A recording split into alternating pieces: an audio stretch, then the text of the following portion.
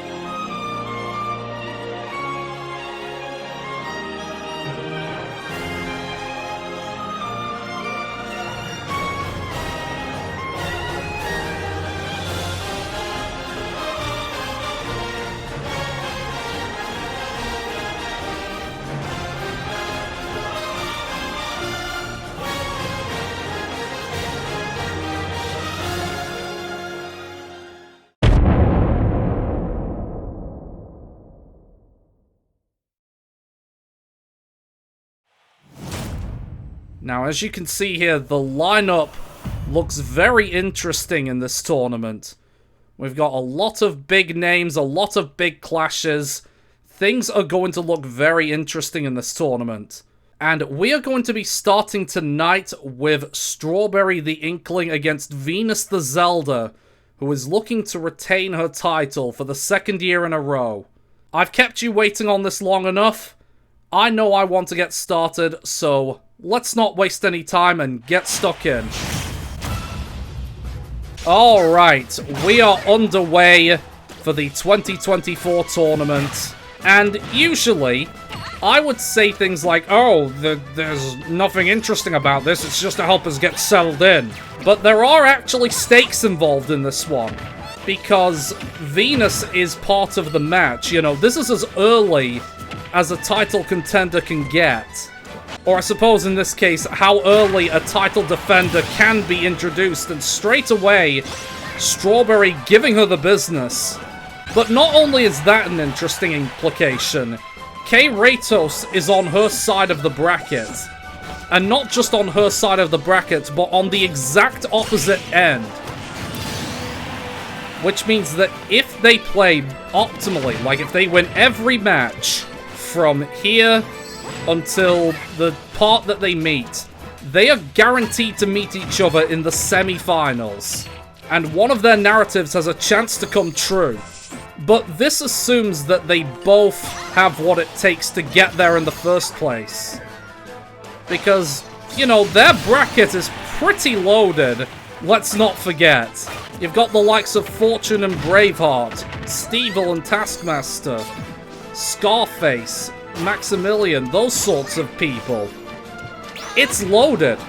So, you know, there's a lot of what-ifs and maybes, especially when it comes to the people on the other side of the bracket, like the end.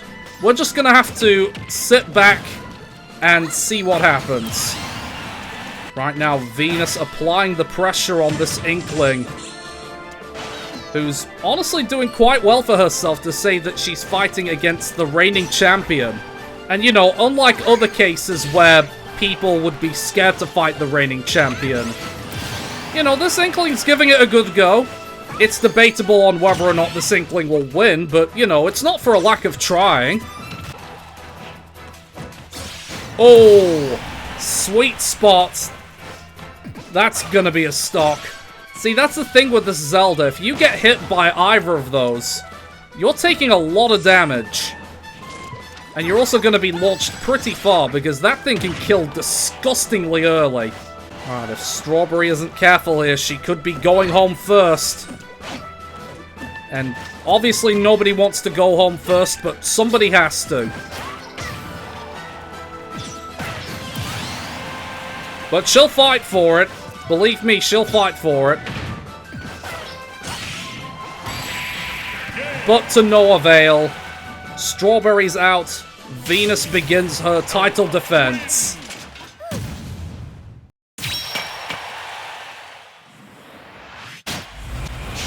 This match will get red hot. Now go! I'm curious on how this one's gonna proceed, because you have Mr. T, who is an established and experienced Mii Gunner, against a fighter in Mousetrap the Sora, who not only has Insta-Drop, but a delayed Insta-Drop at that. And on top of that, they're probably a bigger thrill-seeker than even this Cuphead. So, you know, let's see which one of them will come out on top in this clash. In the early stages, Mr. T is kind of struggling to get a hit on him. Oh, careful. You see him go out deep for those kills, that's when you know you're in danger. And Mousetrap takes an early stock. It's still not over for this Cuphead, not by a long shot, but it looks ominous. He's not really had to deal anyone like this before, where they not only have that insta-drop, but they can just go as far, as deep, as low as they want, and just recover for free. Like I've maintained the narrative before, if you SD as Sora, then that's just a skill issue. Because he has so many safety nets to avoid that eventuality. Oh, gets him with the Force Smash. That's going to be a lead for him, for however long it lasts. That's how long it lasts. Alright, these two are evenly matched, I would say. They've got their strengths and they're trying to apply them the best they can. Oh, that was incredible pressure. Uses the grenade to pressure Sora and then hits him with the dash attack. That's the experience showing for this Cuphead. Alright, evens it out. Good parry, that's what he's known for. We were waiting for such a moment. Alright, Mr. T takes charge. But he's got to be careful not to let this run away from him because, as we've seen in this match, Sora can get the better of him. That's going to be a stop for Sora. Put it down to the last at least. And Mr. T cleans it up. I mean, Sora gave it a good go. I won't deny that. Sora gave it a good go. But Mr. T was just that little bit too much for him. Still, the fact that he's able to threaten someone like that, though, means that Mousetrap shouldn't be counted out. We're gonna need to keep an eye on him in the future.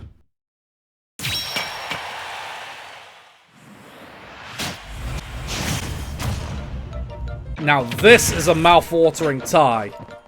You have Stevel up against Taskmaster, in round 1.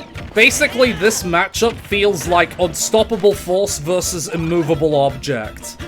And remember, Steve will basically auto-heals off of the 5-second thing. Heals 5% every time.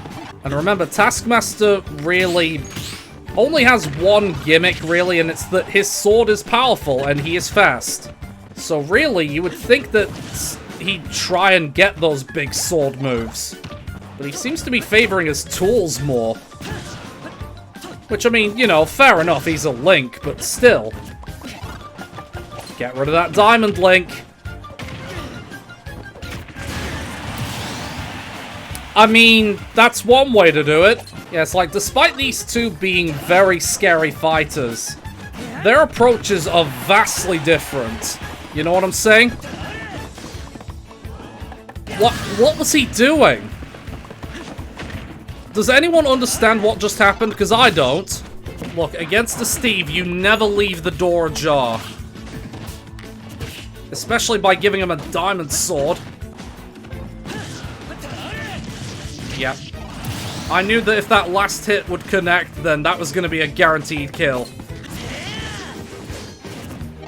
Oh. Yeah. That was always going to be a bad one for him. Yeah, that's gonna be another stock. What is he doing? I don't understand. Like, I don't know what he was trying to achieve with that play, but he needs to do something, does this Link? There we go. Alright, it's dead even. As long as Taskmaster doesn't let Stevel reach Diamond, then he does have a chance. But I think the instant he gets Diamond, it's over. Oh, is that gonna do it? Yes, it will! Steve will put up a very hearty resistance, but Taskmaster moves on.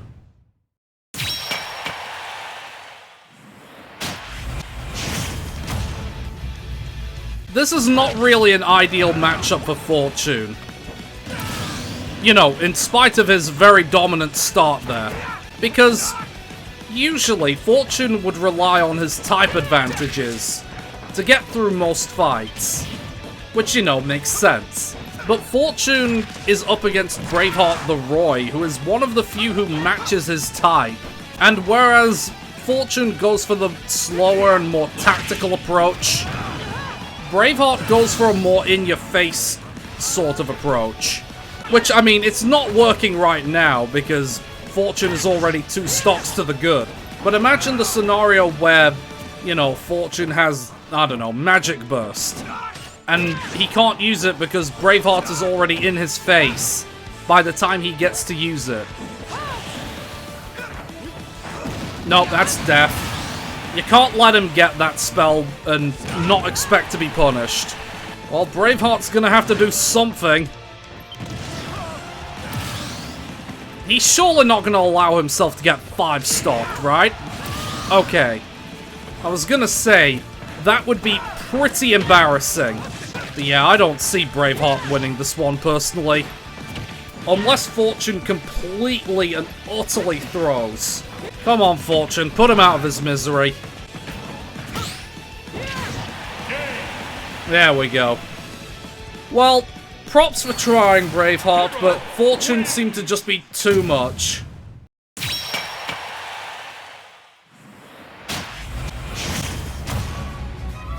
Now, how about this for a match? A real Fire Emblem matchup.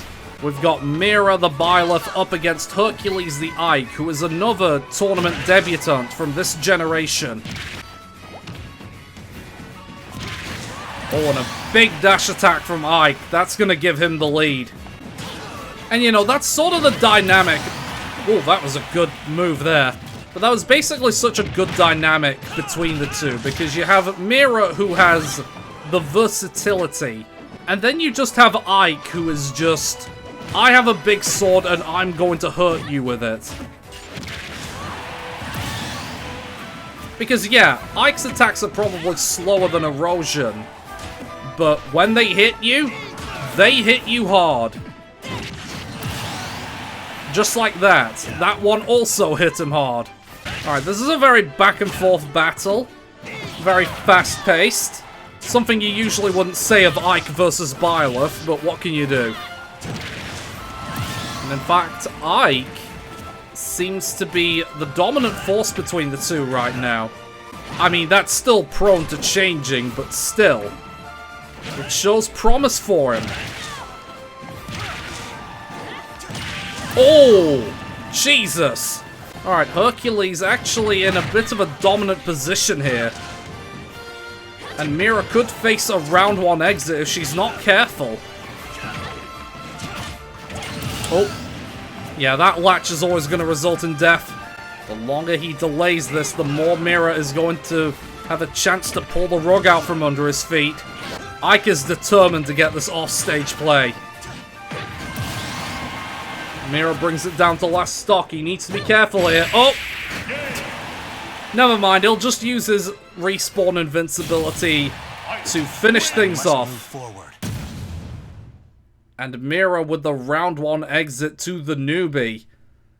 Very interesting implications there.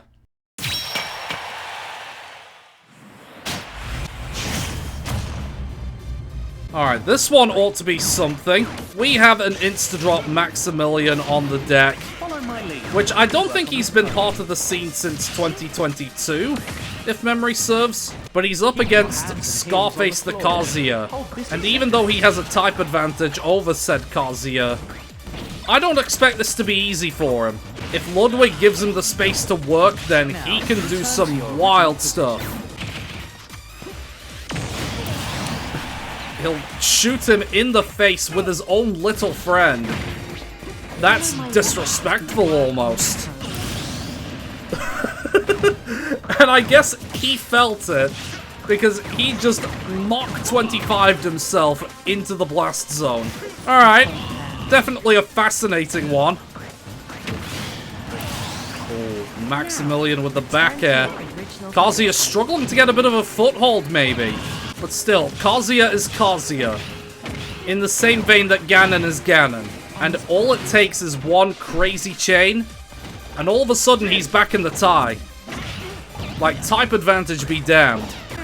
Return to your original position. Good tech. Oh, it went straight into the grab. Brutal. Scarface has got to do something here. Maximilian's running away with it. Just can't seem to get that big move off. Or any big move off, for that matter. Dude, Maximilian knows everything about him. He knows this Kazuya better than he knows himself. Oh, that's going to be another stock at last, but I think he's left it wildly too late. Like, if he wants a comeback, he is going to have to pull it out. Good parry. I think it's not really going to mean a whole lot, though, unless he does some ridiculous stuff.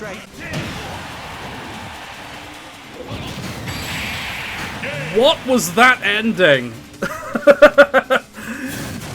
Can I get an instant replay on that? I'm pretty sure he went for the down air thinking, yes, this is gonna kill. Not realizing that Maximilian having the 4D chess play just blows him up on the clown car and launches him away.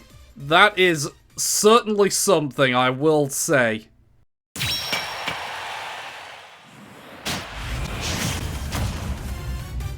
Alright, we have Captain M the Mario against Robbie the Villager, who also hasn't seen the light of day in the tournament for some time.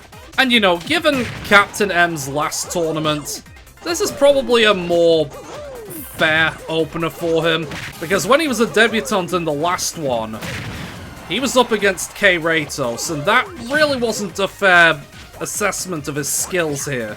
Something like this, it's much more even, I would say. You know, it's not heavily stilted in anyone's favor. It's not really dominant. And they both have the Thrill Seeker Daredevil blood in them, so you know they're gonna go off stage for plays. It's just how they're built. Oh, that's gonna be another stock. Villager managing to pull it all the way back after getting two-stocked without reply. Just goes to show that these things, they change on a whim. Like, you think there's one narrative going on, and then all of a sudden, the script's flipped, and you have a new narrative. And I think it's indicative of Captain M's problem, in that he can combo like nobody's business, but he just lacks that killer instinct. He says as Mario gets another dunk.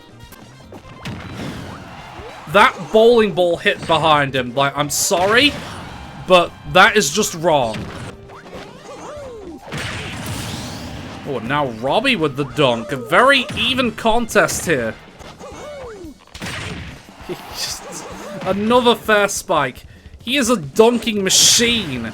Like, if you're a decent ways above the stage, that's what he goes for. Oh, there he goes. Gets a forward smash kill and puts himself in a little bit of control in this tie. You know, the door's still open for Robbie to maybe get something off of this.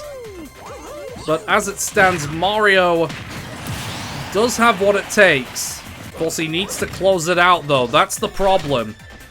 How you start a match isn't always indicative of the result. It's how you end it. You know, you can start as brightly as you want, like start off with 4 stocks taken, but unless you close out that 5th one, you can let things slip away from you. And it's seeming like it here. Captain M with a lot of promise, but no end product. And Robbie takes full advantage of it and moves on to the last 16.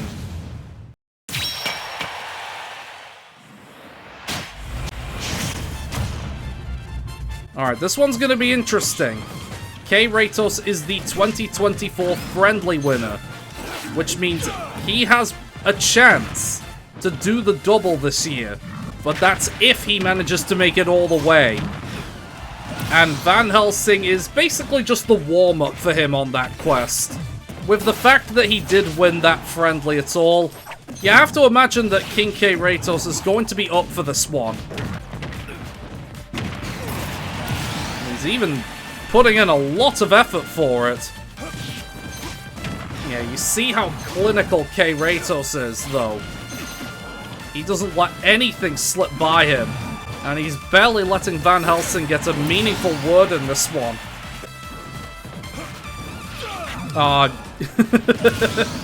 You were just waiting for it, weren't you?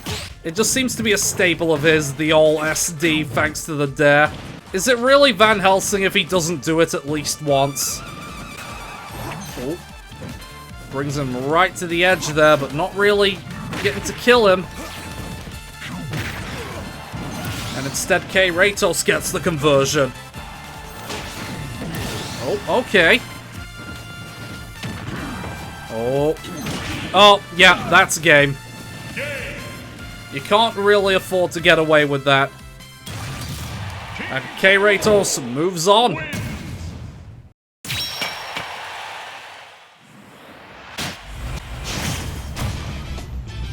Okay, we have the second side of the bracket. And it's an interesting test, this one. Rust Bucket on his tournament debut going up against Charlie, who hasn't been a part of things since 2022, I want to say. Same with a few competitors for tonight. And there's a very different clash in styles here, especially considering that Charlie is the one with the type advantage. But they're vastly different, so we'll have to see how they mesh with each other. In particular is how Wario decides to use the waft. Because if he uses that well, then he might be able to sneak a victory in here. It's all about being clinical when it matters most. Such as being able to take advantage of ledge invincibility like that. Yeah, you see the game plan of this Wario. Repeatedly using dare to rack up the damage. Oh, he missed! Now, how crucial could that miss be? This Dot Hunt is cooking something. I don't know what, but he's cooking something. Yeah, as far as first tests go, this is a bit of a rough one for the Wario. But he's coping well, I would say. Nothing really to say that he'll win, but nothing really to say that he'll get washed. He's actually keeping pace quite well under the circumstances. Maybe he's just trying to time out for another waft. That's a good idea. Remember, if he wants to get ahead, he needs to hit it. I feel like the match might get away. Oh, I think the match is gone for him. 2 missed wafts in a row. You don't win matches on that performance. It's one of those things where you could very well come to regret that sort of thing. Wario is doing everything in his power to try and stay in this tie. But it's not looking good for him. Alright, he gets the back air. That's another kill for the Wario. Straight into the loss of a stock. Yeah, this is Duck Hunt's to lose. Like, I'm sorry to people who wanted Rust Bucket to do well, but sometimes you just know where the wind blows. And, you know, maybe next time Rust Bucket qualifies, then he won't get such a bad matchup. But something like this was always going to end in trouble for the guy. It's just how things work. And he jumps into the can. He's had enough. And when you miss 3 wafts against the Duck Hunt, that's always going to happen.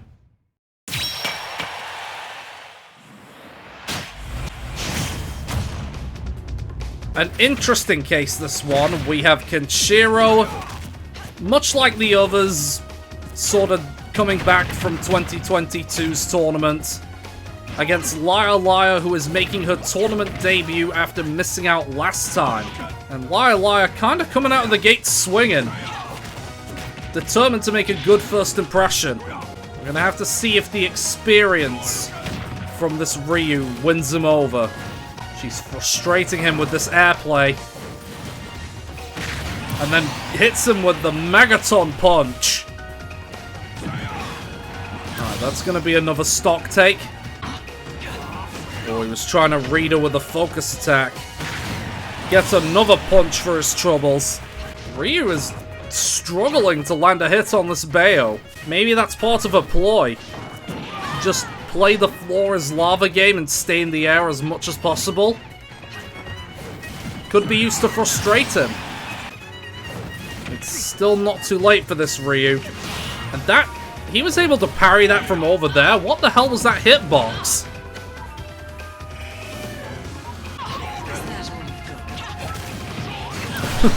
No, that was not all he had.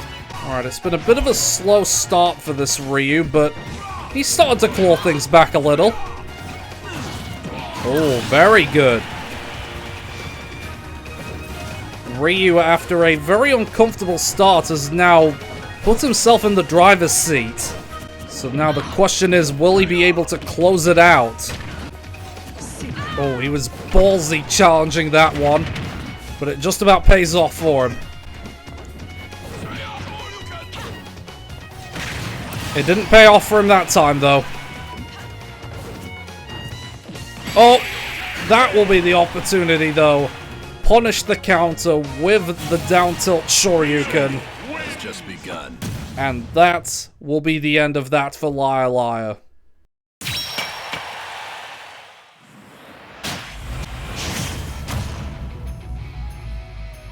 I'm curious on how this one's gonna unfold. Because, you know, the Blob and Hermes are both very adventurous in their own ways. Kirby may be the stronger fighter of the two, especially if Hermes doesn't tech like that. But Hermes has a net 150% advantage. Across all 5 stocks, it should be said. So if Hermes can string things together, he can take advantage of that. But he has to be able to in the first place. And the Blob also more keen on using homing attack than Hermes himself, really.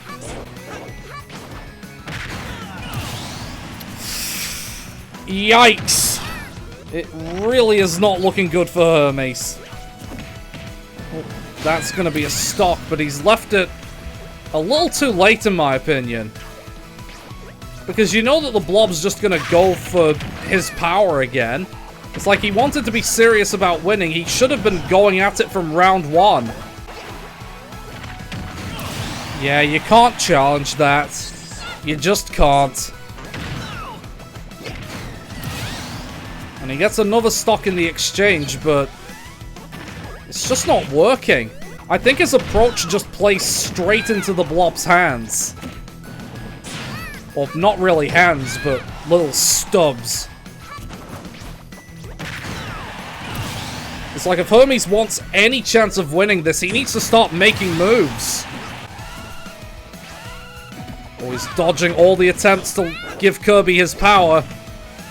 Oh, except that one. And that may well be GG. And I personally don't see him sneaking this one. As much as the door has been left slightly ajar, there's always stuff like that that happens. The blob moves on, Hermes is out.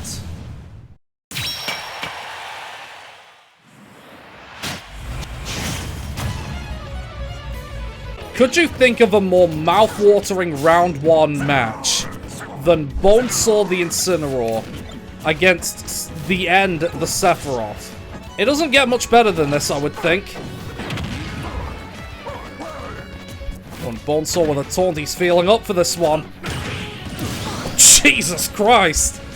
Alright, I can see why he'd be up for it after something like that. But he makes the mistake of challenging that Giga Flare. You don't do that. Come on, Incineroar, you gotta lull and whip more. That's your move. It's the Incineroar move. You can't just not use it.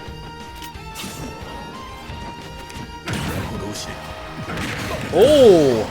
Dash spike into the stage, following up with the up smash, I think. Or I think it might have been an up air. Either way, it looked smooth. The End waiting very patiently for Bonesaw to return. Because I guess he just knew that he'd do stuff like that. There's a problem showing here, and it's that a powerhouse like him is messing around. He needs to close things out a little. Instead, he's just sitting behind shields and just doing some wild stuff. Which, I mean, I get it, you're a showman, but still, there's a time and a place for stuff like that. And it very well could cost Bonesaw here. Unless he does something. Uh-oh. That's not good news for him. If Bonesaw doesn't want another early exit, he's gonna have to do something. Stop making those big plays, Bonesaw. You're placing the tournament to... Oh! That was a risk. As was that, but they both just about pay off. But this is a very precarious position, because I would put it on good faith that if the End lands one solid hit, probably from a smash attack, then it's over for Bonesaw. He's taking an insane number of risks. Oh, when they were all for nothing. The End moves on and Bonesaw is out.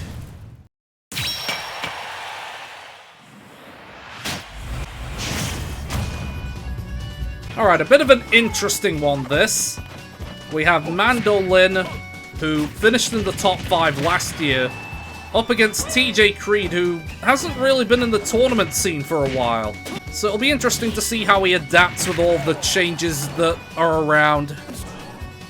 We'll see. So far, he's managing the early pressure quite well. Oh. And he's got a KO punch lined up. Oh, I thought he was maybe going to try and take advantage of it.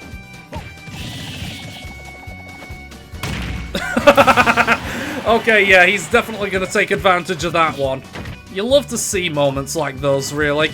You know, TJ Creed was probably going to be under a lot of pressure in such a matchup. But he's just like, what pressure? He's like, the only pressure around is the pressure of my fist to your face. Like, look at him.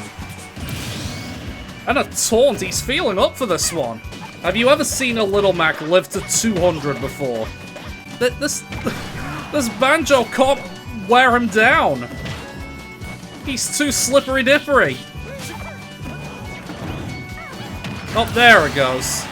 Still, though, Creed is still a whole stock to the good. The lack of action certainly hasn't made him rusty. In fact, he's on the verge of another KO punch.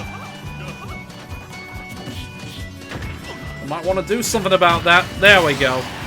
Even stocks, but not even percentages. Oh, Jesus Christ. You know, considering everything that's going on, it's not even that Mandolin aren't trying, but Creed is just on another level today. Alright, they're starting to pull it back a little.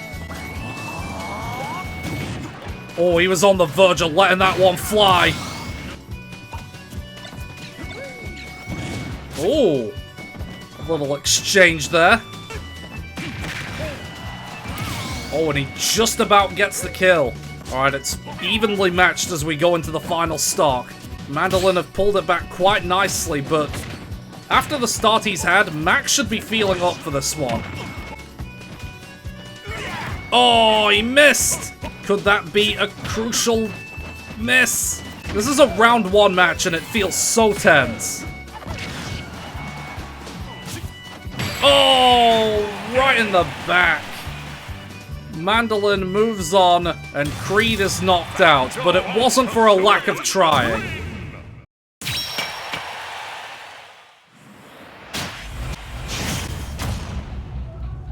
Alright, we have the Riddler, who, again, has not seen a lot of action since 2022. And now he's going up against ChatGPT, another tournament debutant. Riddler's raw resentment and anger against the whims of the mechanical overlords.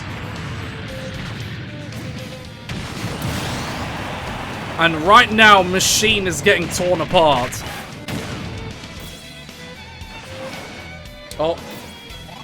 Bit of a weird recovery angle there. Oh. But he gets his stock lead straight back. Alright, gets another stock.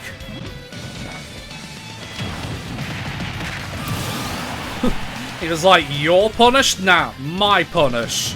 I mean, ChatGPT's still a whole stock behind, but still. Was Rob trying to do a drag down up air off the stage? Oh! Oh, I thought he... Oh, there we go. It was a delayed capitalizing. Alright, Riddler is in control of this one. And he's looking to close it out strong. Oh, sneaks under the laser with the dash attack. And the Riddler gets to move on.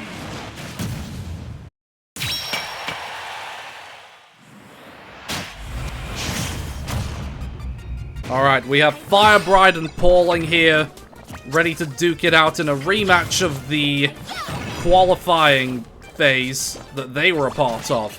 And since I don't really expect much from this match in particular, I'd kind of like to discuss something with you as a community, if you don't mind. Because by now, we are well underway in the, what's the word? The selection poll for Generation 6, which is going to be coming next year. And, you know, I intended for that to be sort of a community thing.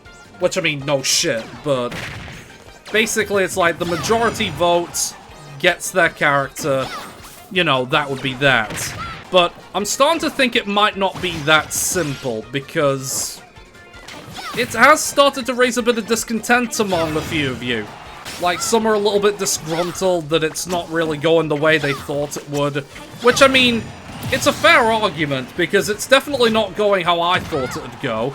Like, I'll just mention it for the sake of being transparent with you. Before the very first of the polls started, I actually laid out my predictions. In private, of course, but I laid out my predictions on who I thought would come out on top in each poll. And safe to say I'm 0 for 3 on the ones that I thought they'd be. I haven't seen the results of the current poll yet, but if they go in any sort of similar direction to how I last remember them, then I might be going 0 for 4. It is a bit of a social experiment, this whole sort of process, and I guess the sort of lesson that I'm learning is that I clearly don't know my own audience as well as I thought I did. And I think... Okay, so this is going to be a bit of a hypothetical here. You're completely free to disregard my thoughts or say that I'm wrong.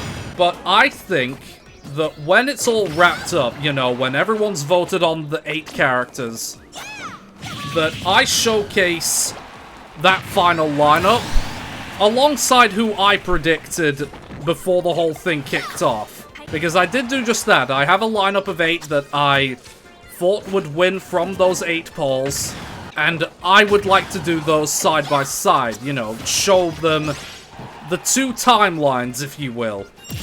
And if it becomes a case of, you know, one side looking more appealing than the other, or the people want it to be chopped and changed a little, then I don't know, then we'll call to arms and try and work it out. But that's a job for sometime mid-January, maybe. And we still haven't seen half of the results from that yet, so we'll see. We're just gonna put that one on the back burner, you know, we'll tuck it away in the 2025 drawer, and we'll save it for another time. And I know there's probably gonna be some people who thinks that, you know, there's no point running the polls if it's just gonna be overwritten anyway. But I personally disagree, because I'm going to save it until after all the votes are in place anyway. And then I'll make the reveal on the 2 timelines, as it were. And even then, the people can still get to have their say on what looks more appealing, you know what I'm saying? Either way, we'll see how it goes, we'll play it by ear, and we'll just leave that as something else. Because, you know, I want it to be special. I want it to be as special as possible for you guys. And just like that, on a very weird kill screen, we have ourselves the end of this match.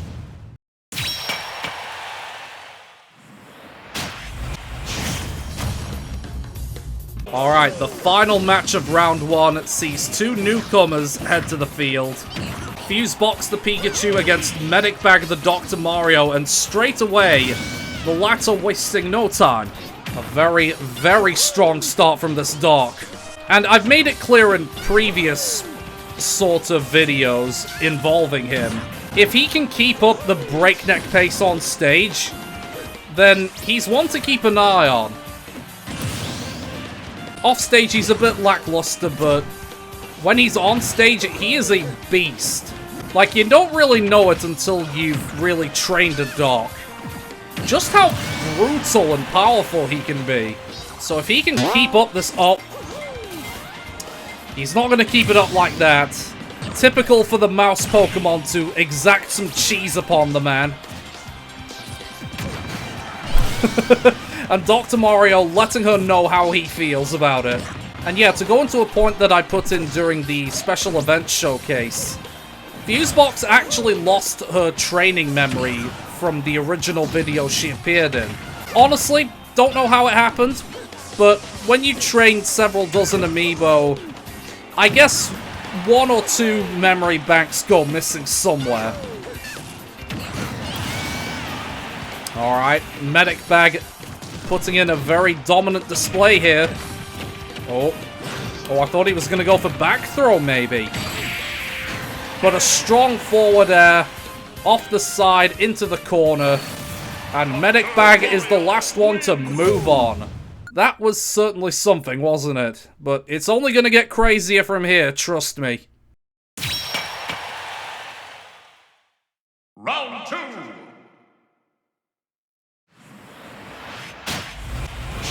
Here's a real high-class bout. Alright, it's time for the last 16, and we have Venus, who took out Strawberry, against Mr. T, who took out Mousetrap. This one ought to be a bit of an interesting test. Although, personally, I'm not sure if it's one that Mr. T's really equipped to handle. Because bear in mind, he was up against Mousetrap, and he wasn't really doing all that well before the final stages. And that was against an amiibo who's not really as clinical as this Zelda is. You know what I'm saying? Yeah, and the problem is she's got too many sweet spots, and they're way bigger than Cuphead's. But if he can get those plays off just fine, then he'd be okay. Or at least he would if he didn't put himself in harm's way like that. So yeah, if Mr. T wants to win this, he's really gonna have to stop making plays here. I'm saying that as if he's on his last stock already, but if he doesn't do something, he's soon going to be. Like, you see how it's going. Like, look at this. She's stomping him into the ground 2 minutes in. It's like she's got places to be. I just don't see a way through for this Cuphead. Unless he starts making the absolute ballsiest of plays. Because attacks win stocks, but crucial gameplay and clinical finishes like that, that's what wins you tournaments. And only one of these fighters are looking clinical, and it's certainly not Mr. T. That much can be ascertained. Come on, Venus, put him out of his misery. Don't prolong his suffering. It's a bit cynical for me to say stuff like that, but you have to know when an amiibo's beaten sometimes. Even when they don't know it. And that's game. I was gonna say, if she let it get to last stock, then I would have said that she's just toying with him. But that's just how it goes.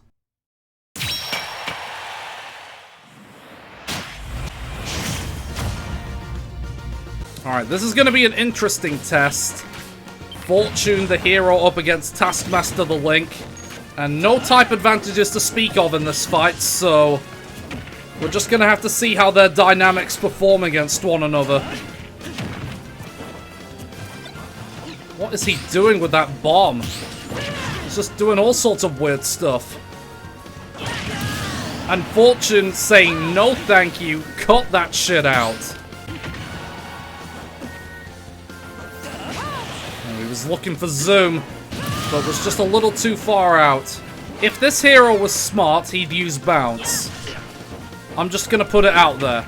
Well, actually, I don't know, because that, ironically, might end up making him stronger. Because remember, most of Taskmaster's power lies in that sword, in the same way that most of Fortune's strength lies in his spells and critical hits. There was only going to be one winner in that exchange. Suicide is badass. Okay. He was just like, nah, it's fine, I didn't need that stock.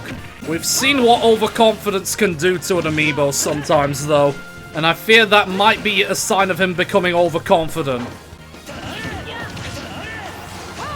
Good text from both sides. Oh, that was meaty. And so was that.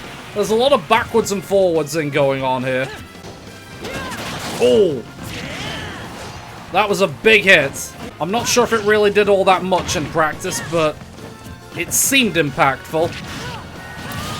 But it's Taskmaster who takes the lead in these closing stages. And is Fortune going to be made to regret using that kamikaze willy-nilly? Oh. Oh, he ghosted under the snooze. And a slice probably at his crotch. That's going to be the end of Fortune's run, and Taskmaster moves on.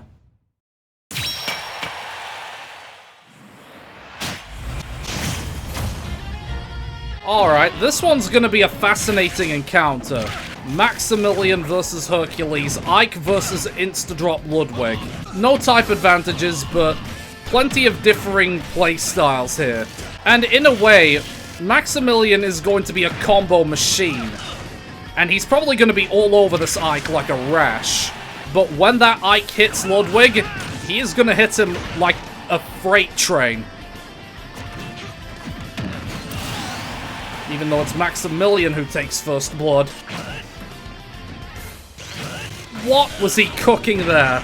Like, sometimes you have a rough idea of what they're trying to do. I don't know what he was up to there. And as a result, he gets his stock taken again. Ike needs to do something. There we go. But even still, he's a full stock down. He needs to start making those big plays if he wants to have any chance of staying in the tournament. No, Ike, you can't do that. Alright, back air catches him out, but he's still a full stock down. Ike, for goodness sake. If you keep making mistakes like that, you don't deserve to go through. I'm sorry, but I don't make the rules. And that's just about what I expected. Ike goes out in pretty embarrassing fashion.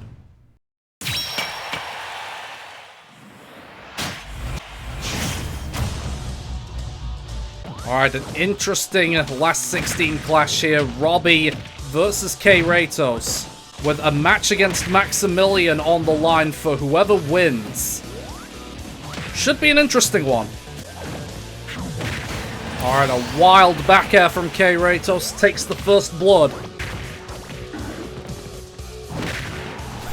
K-Ratos was just staring at that taunt. He was like, what are you doing? And a stray slingshot there catches K-Ratos out.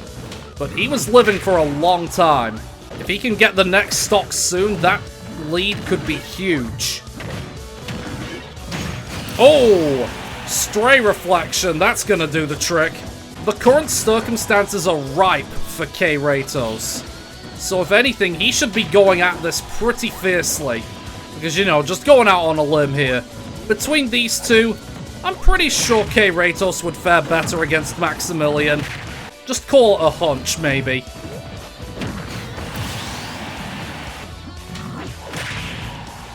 Oh, and he stole the crown. Oh, well, he didn't really do anything with it, but he did deprive K-Ratos of an option there. Maybe he just needs to take advantage of that more. No, don't K... You can't contest K-Roll down smash. How many times do we have to teach you this lesson? I mean, it's nearly 2025. How are people and Amiibo still getting hit by that? Oh, he went for the big forward smash there. But he goes for the berry into the dash attack instead. Alright, K-Roll. Oh. Alright. Well, he was in a pretty demanding position, but it's looking a little warier now. He's done well to make it this far. He needs to close it out in style, though. Again, how many times do we have to say it? Don't contest K-Roll down smash. Otherwise, stuff like that happens.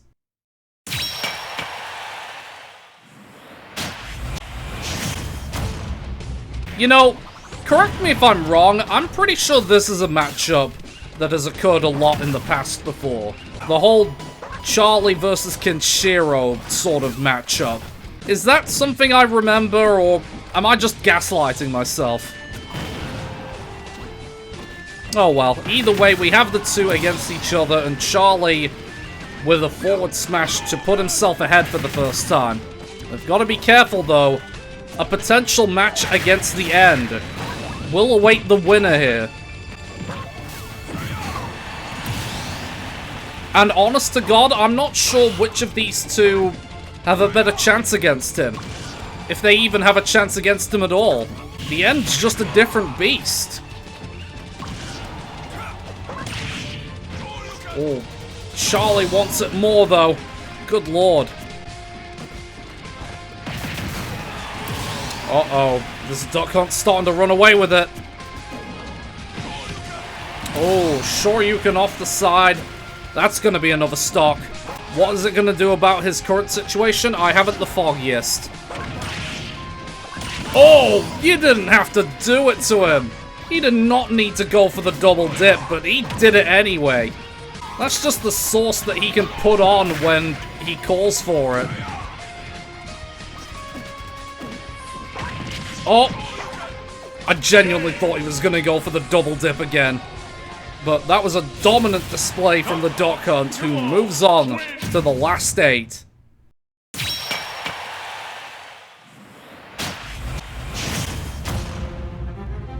I don't know about you, I am fearing for Kirby in this matchup, because the end is just that much more of a different beast.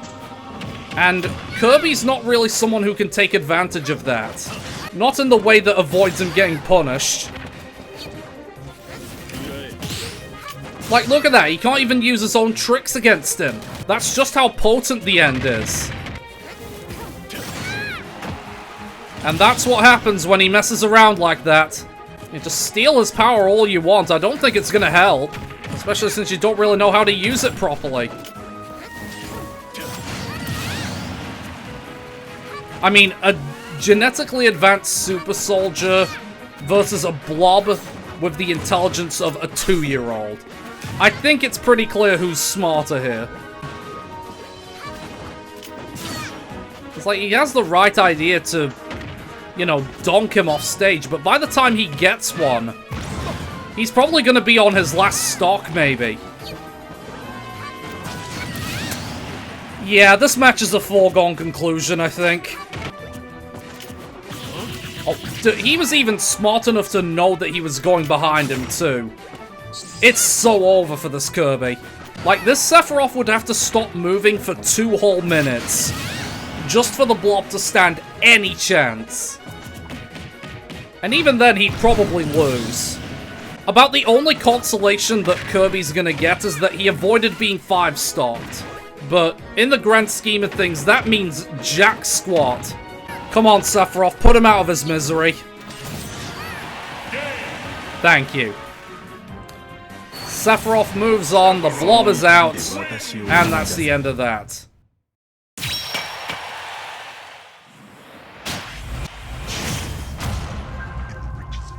Alright, Mandolin and Riddler are up against each other next. Gotta say, this is gonna be an interesting one. These two are both ferocious when it comes down to it, so I'll be curious to see who comes out on top in the clash. Neither side really making the most of their boons here. Oh, they were setting up something juicy there. I respect the attempt. But it's the Riddler who takes the first stock and gets a taunt in as well. He's feeling up for this one.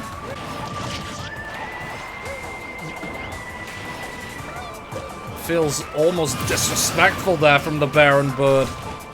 One tool that Mando and Lin don't really use all that much is Wonder Wing. They only really use it if they're very far away from the ledge. Otherwise, they don't really use it all that much. Yeah, see there. They only used it to recover there. They didn't really use it offensively. Which is weird, because they've shown capability of doing just that. They just don't choose to. Because I guess they just deem it unnecessary. They're gonna have to start doing something with all those golden feathers. Oh, there they go. That was a single offensive Wonder Wing, and it didn't really hit anyone. I mean, they're pulling it level, but I don't think it's gonna mean much. Because they're just sort of messing around. Alright, Riddler is looking to close this one out strong. What's the kill blow gonna be? Up smash, maybe? Oh, that was the last possible frame that the Nair could have hit. There's no way that Riddler throws this.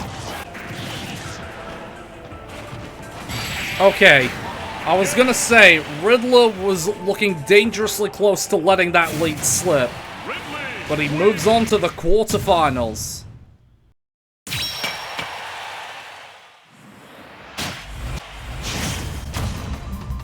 Alright, the final match of the last 16. It's Pauling versus Medic Bag. And Medic Bag's got a gun. He's medically licensed to kill in more ways than one. And just like that, he gets first blood very quickly. I bet she wasn't expecting that wall jump. And he teabags. That's not nice. Oh, that was wasteful. He went for the glory and just got nothing off it. Oh, the breakdance gets him the lead again. Oh, tried something slick there, but the trap on the floor just gave out under him. But a meaty forward smash will put him right back in the lead. I'm telling you, Medic Bag is one to watch. Because he is playing like he's got a point to prove out here. Oh, he was looking for that. He was looking for that dare spike. He just got a little too into the moment. Yo, did he just walk up slowly and fall? Oh. Oh, he almost yeeted her out of there. Oh, no. Could that prove costly? No. The answer's no. Medic Bag is moving on to the quarterfinals.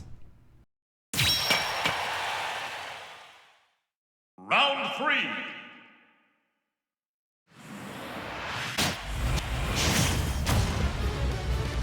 The quarterfinals begins, and it's an interesting case in the first match.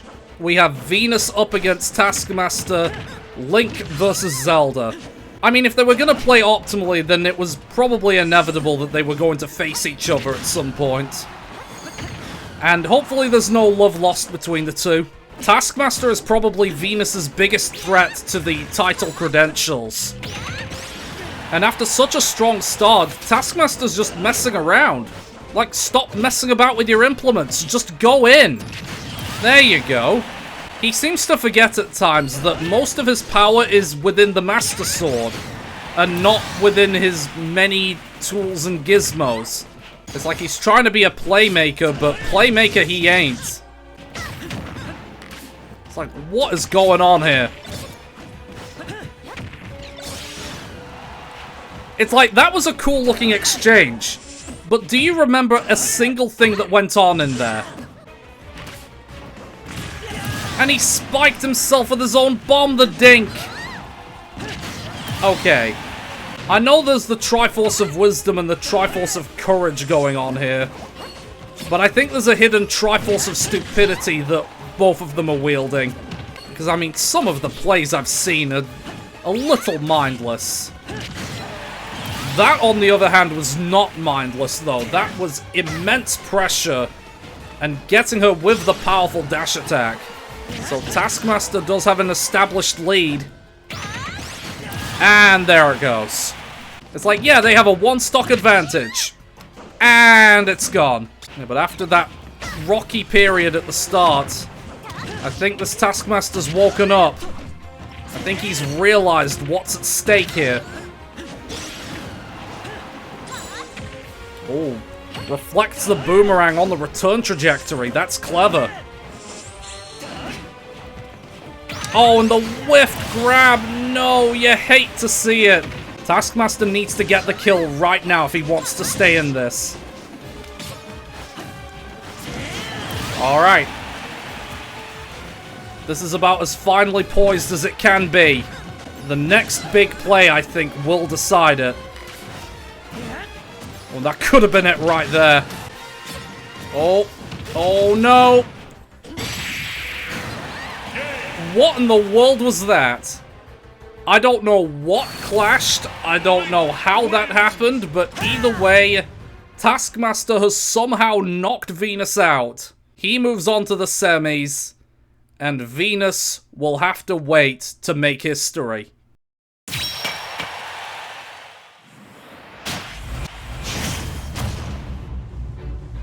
So here's the sit rep. Venus is out, which means that she cannot retain the title for 2 years in a row. This means all eyes are going to be on King K. Ratos to see if he can do an unprecedented double. And with this start against Maximilian, he's fancying himself. But bear in mind who his remaining obstacles will end up being after this, should he end up winning. He has Taskmaster to still get through, who beat the previous champion, Venus. And there's the possibility that even if he makes it to the grand final, he still has to face the end. But he is not letting that fear and uncertainty rule over him at all. In fact, he almost recovered from that untenable situation. But the thing with insta-drop users like Max, you know, you can't really rule them out. And things can snowball against them quite viciously. Just like how K-Ratos went 2 stocks to the good, Maxi could pull those back again. That's kind of the fun with insta-drop. It leaves room for a lot of chaos and uncertainty. Oh no, he contested K-Rool down smash again. K-Rool has probably sensed the result on the other side of his bracket. And he's probably feeling super confident to the point where Maximilian is just doing some dumb plays in the hopes that something will work against him. Have you ever seen any match just sort of fall apart the way it has? Because it has collapsed big time for Maximilian. He started off so brightly, but things just sort of got away from him. Okay, Ratos looking to finish it. Oh! He was inches away from getting that dunk. And Maximilian gets another stock. You can tell that K-Ratos wants that finisher. He just can't leave it hanging too long. Oh, goes out deep. Hold on a second. There's no way he's going to be allowed to make this comeback. K-Ratos surely would not let that happen. Oh, no. Sour down air. It doesn't matter for him. K-Ratos locks himself in for the semi-finals.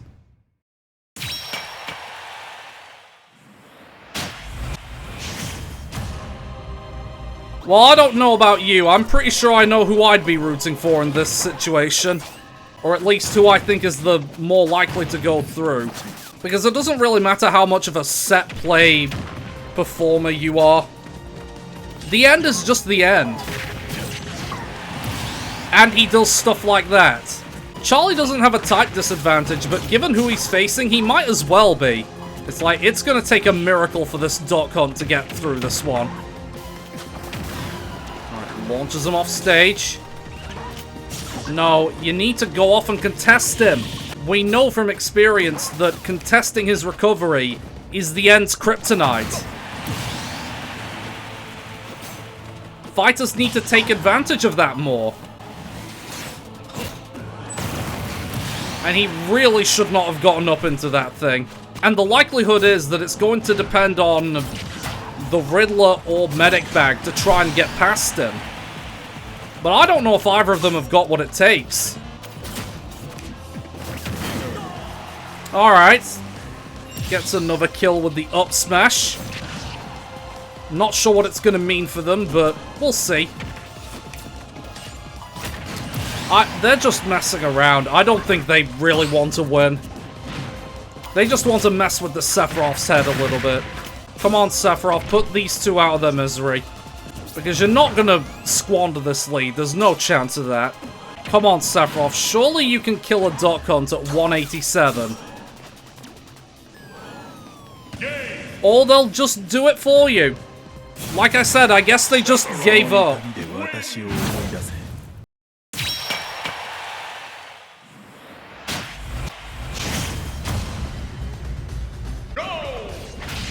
Jesus Christ! They're wasting no time. Alright, it's the quarter-final match, Riddler versus Medic Bag, and whoever wins this match is going to be put up against the end. I'm not gonna lie, I'm not sure which of the two I'd depend on for a bout against the end. I'd say Medic Bag has the raw strength, but Riddler just has that survivability about him. But we'll see how this goes. As far as the here and now goes, though, they're fairly evenly matched. Oh, Doc with the double dip, but it wasn't enough. I like his enthusiasm, though. Not that it really stops him from getting bodied like that, but... Oh, okay. There are a lot of back and forth exchanges between these two. Such as that. Riddler might want it just that little bit more than Medic Bag. Oh, there it goes. And I think of the two, he's probably better equipped to deal with the end. But, you know, stranger things have happened. Alright, Medic Bag taking another stock, but it's not looking good for him, honestly. It's like every time an exchange has happened, the Riddler has taken the stock first. So, you know, if you look at that pattern of behavior, the Riddler will edge this out. Assuming it continues to follow that pattern, of course. Oh, just barely recovers. But again, Riddler taking the stock first of the two. Oh, and he drifted right into Doc's path. Alright, this one's for the semi-final spot. Oh! Disgusting reversal from Medic Bag. And he locks himself in for the semi-finals. What a display. Semi-finals.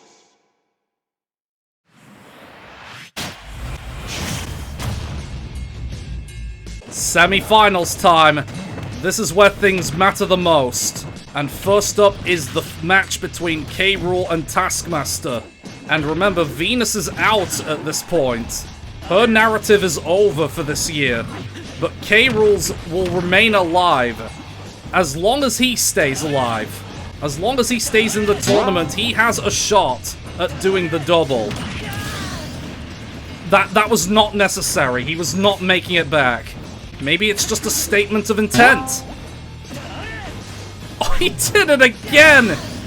He really wants that final slot. Alright, Taskmaster will get to clap back, but he's a whole stock down. I don't know, the last few stages of this tournament have been a little bit of a whirlwind. And it's only gonna get crazier with the grand final on the horizon.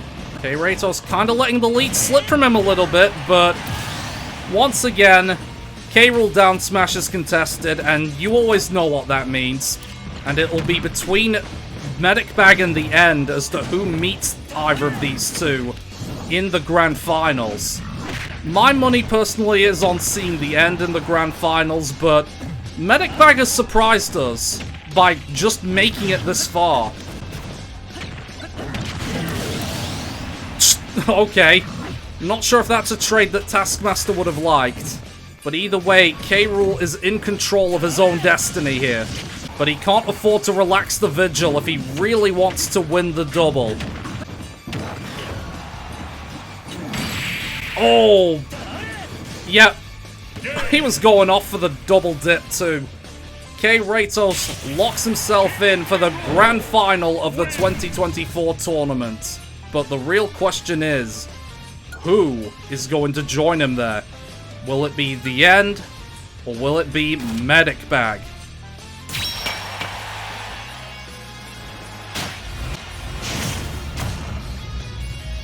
The end is once again in a semi-final scenario, with a spot in the grand final on the line. But in order for him to make it all the way there, he has to go up against Medic Bag, who really must have fancied himself in this tournament. Because he has been playing so well to say that he is a debutant. In fact, even puts the pressure on the end and knocks him out first. You know, before I was questioning if Medic Bag would have what it takes to contest him. But he is showing no fear of him whatsoever. And maybe that lack of fear is what's going to be key in these closing stages. Oh, that's going to be a kill for the end. But exciting stuff from this Doc. Regardless of the result, he has been incredibly brave. Possibly braver than anybody really anticipated. Oh. Oh. An edge guard of forward tilts. You hate to see that happen. Oh! And he tried to put him back in his place almost immediately. He can stay competitive if he gets the kill early. He started so brightly. What happened? Alright. Doc Tornado gives him another stock to play with. Oh, that's disappointing. It looks like after that opening start, Medic Bag might be getting a little bit of stage fright. Or maybe the end is like death from Puss in Boots. That just makes them freeze up. At this point, he's just got to do what he can. Throw caution to the wind and see how things go.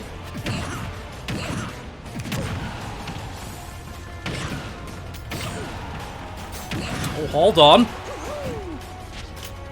We're starting to put things together there. The problem is he's taking way too much damage. Oh, dodges the up smash. But again, he just can't get the kill. There we go. But again, he's on 127. Just do what you can, Doc. Just do what you can.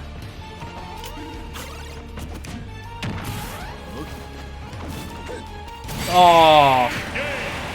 Well, he was very brave to make it this far, but the end is in the grand final. And a bout against K. Ratos awaits him.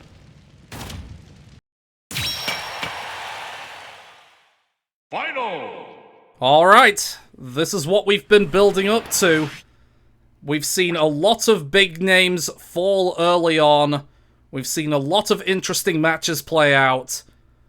It's going to be interesting to see how this one comes out, especially given that these two are big powerhouses in their own ways. Is it going to be the ruthless aggression of K. Ratos, who will do the double this year? Or will the end rectify what he thought he should have done last year? With no Zelda in the way, there's only one way to find out. Let's get stuck in. This is it. This is for all the marbles. It's K. Ratos versus the end in, appropriately, the end of the tournament. And bear in mind, these two are very different in the way they approach their business. So it will be interesting to see how they meld together. And I think who will take first blood in this one is going to be a lot more important than usual. Oh, he was ballsy going for that one. Oh, a big punch from K. Ratos. And he draws first blood. Remember, this is his to make history. Because if he wins, he will do the double for the first time. Nobody has done that before. The end, appropriately enough, is his final obstacle. But now we have to see if he will be able to avoid choking under pressure. Because remember, DK West did so well to get to the final last year, but he choked at the last hurdle. And that's how Zelda won her title. So we'll have to see if K. Ratos can avoid falling to that same fate. I tell you, he is ballsy to go for Sephiroth when he's going for those big attacks. Because usually stuff like that happens. So far, I would say this is finely poised. Which is kind of what I expected for such a crucial occasion. This is where being clinical matters the most. And it seems that K. Ratos might just start to be choking under pressure. Or so I thought. This is a very strong battle of mentality here. You can't afford to be complacent, you can't afford to be too relaxed in how you approach things.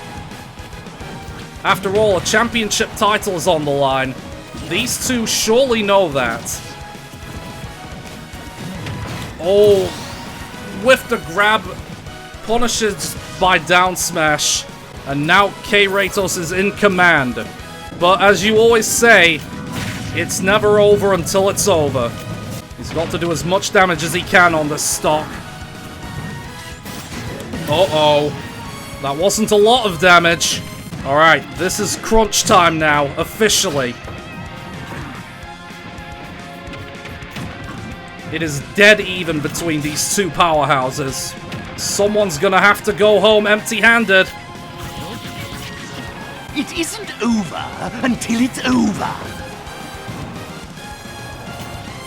Oh, and it looks like Sephiroth just couldn't recover from that dash attack.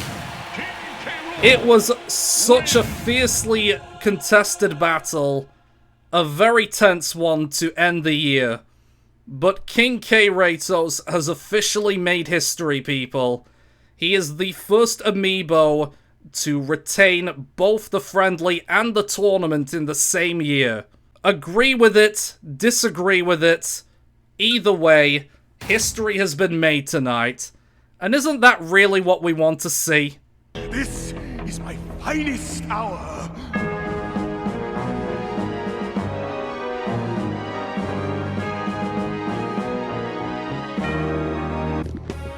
Fools, while I watch you cower, this is my finest hour.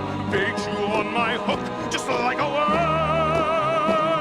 Before I crush you like a bug, come over here and give me a hug. It gives me so much joy to watch you squirm. Here is King K.